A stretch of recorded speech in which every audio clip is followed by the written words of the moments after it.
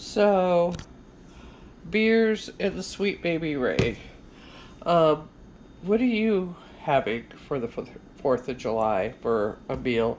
Actually, this is the 2nd of July, but I just love barbecue season. Now, normally I have done this with Pepsi. I have done this with, um, actually, probably the best is Dr. Pepper.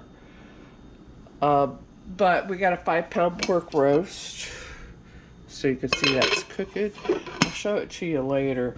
Now, I've never tried the beer, and so I chose Yuengling. I actually wanted to do Blue Moon, but they didn't have any. So there's no special thing about the brand of beer. Sweet Baby Ray's, though, everybody's favorite barbecue sauce, and I got the hickory and brown sugar. Now, another way you can make pork that is very good, and they call it mojo pork or mojo or however you want to pronounce it. They put uh, orange juice. It's the same thing, orange juice and barbecue sauce, and it doesn't sound like it would taste good, but it's the acids that break down, and the sugar and the flavor cooks out, which is what I think is the same thing's going to happen with the beer. Now, you can make this as complicated as you want. You can add in bay leaves, salt, pepper, hot peppers, oregano,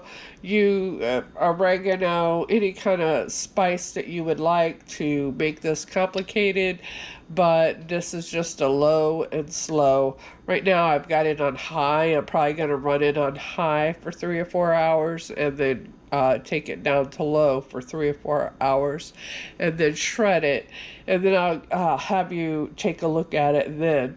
But yeah, just showing what we're doing, and yeah, it's just me and my husband. You can do racks of ribs, basically the same thing.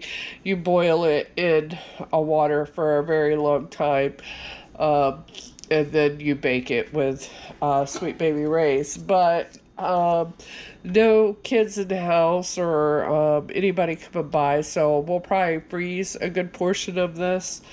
But fun, easy food. And I was going to get a watermelon because that's pretty traditional, because I don't know, it reminds me of my dad and growing up. One of the memories I had was of eating watermelon and spitting the seeds out, and the watermelon vines growing right there by the back steps.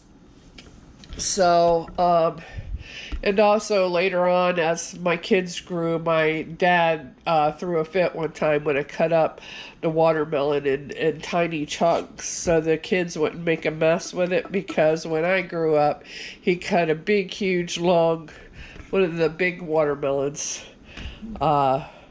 He cut it in quarters, and we were able to and I sat on the back step and literally ate a big quarter of a watermelon, and all that juices was leaking out all over me, and he'd hose me down, and then that was just basically how he ate watermelon. So for him, having it all cut up tiny and nice, that was a disgrace. So, and part of it too, I was thinking about my dad with the beer. One time he poured beer on one of my steaks, and it didn't make me happy at a time because I was a steak lover. But he's gone now, so you gotta. Those memories are kind of special. So I was sort of thinking about him, beer and meat.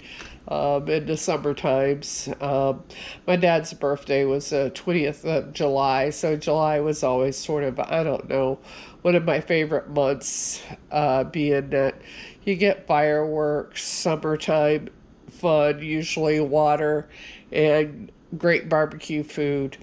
Anyways, happy 4th of July to everybody, and I hope you are having a good meal with your family. And I might come back and show a quick pic of this when we shred it later. But favorite, and I don't know why, but Fourth of July does seem to be the pork month where pork shines. Is there another meal that you have during the Fourth of July that does not include pork? I'd be interested to hear.